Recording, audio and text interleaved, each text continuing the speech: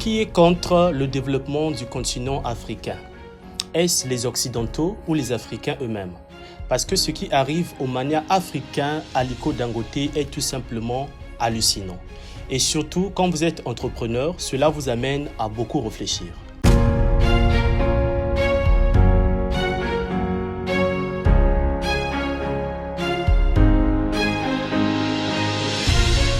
Salut et bienvenue sur ma chaîne, moi c'est Vertu Cédric. Ici je te parle des affaires, du business et d'argent.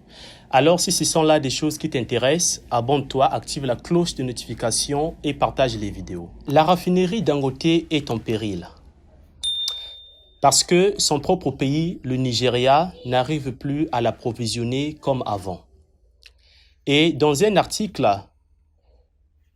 Aliko Dangote déclare que si il avait su dans quoi il s'engageait, il n'aurait même pas commencé ce projet-là. Notez que le Nigeria fait partie des pays producteurs de pétrole en Afrique.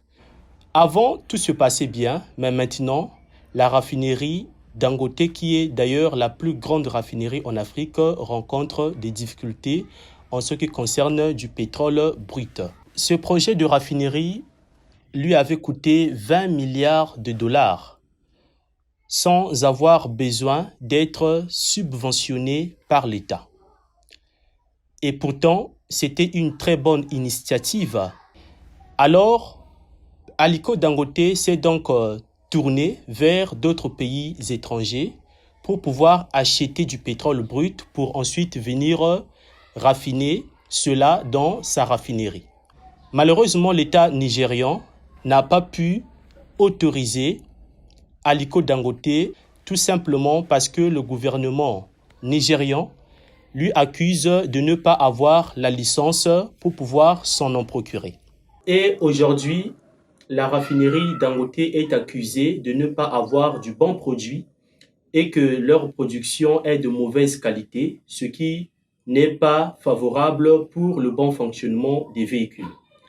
Ce qui est complètement étonnant parce que cette raffinerie a eu à fonctionner pendant un certain temps et ça battait d'ailleurs le record parce que le prix était très bas.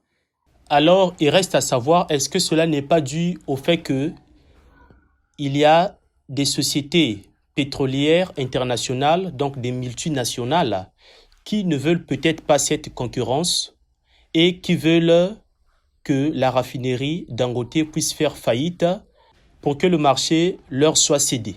Et en voyant cela en étant africain, cela nous amène à beaucoup réfléchir.